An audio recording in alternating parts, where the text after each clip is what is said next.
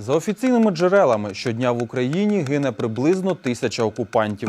Знищені нашими захисниками вороги – це далеко не завжди звичайні погано навчені строковики 18-20 років, яких немало відправив Путін на вірну смерть в Україні. Окрім мобілізованих підлітків, Росія вторгалася в Україну із низкою своїх елітних підрозділів. Більшість з них уже розбиті чи зазнали значних втрат у боях на території України.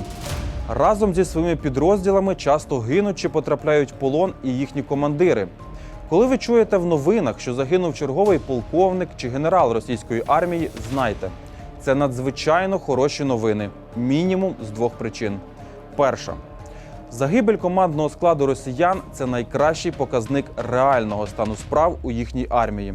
Коли на полі бою гинуть генерали, треба розуміти – у ворога все дуже погано. І друга. Втрата командного складу ворогом майже автоматично робить ворожий підрозділ дезорієнтованим і небоєздатним. Російські солдати і без того вже глибоко деморалізовані, а з відсутністю командування – це, по суті, стадо загнаної худоби, яка втратила пастуха. Добре, якщо зможу знайти дорогу назад.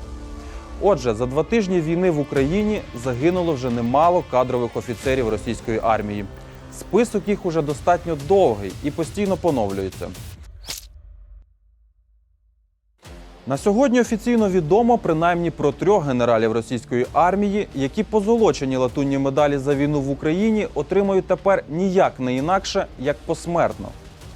Ще в перші дні війни під Гостомелем на Київщині наші військові розгромили колону 141-го моторизованого полку Росгвардії Чечні. Тоді загинув командир цього полку генерал-майор Магомед Тушаєв. Це один із соратників президента Чечні Рамзана Кадирова. А 14-й моторизований полк – найбільш елітний його підрозділ. Принаймні, вважався таким. Короткострокове турне по Україні, як зрештою і власне життя, завершив російський генерал-майор Андрій Суховецький. Це один із найбільш титулованих російських генералів. Воював у Чечні, Абхазії, Сирії. Медаллю за повернення Криму хизувався на парадах 9 травня в Москві на Червоній площі.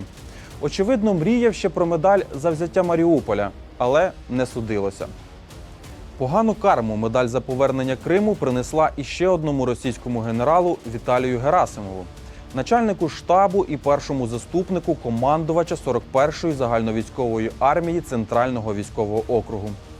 Герасимов воював в Чечні і Сирії, захоплював Крим, мріяв побувати в Харкові, але не пройшов паспортний контроль від ЗСУ.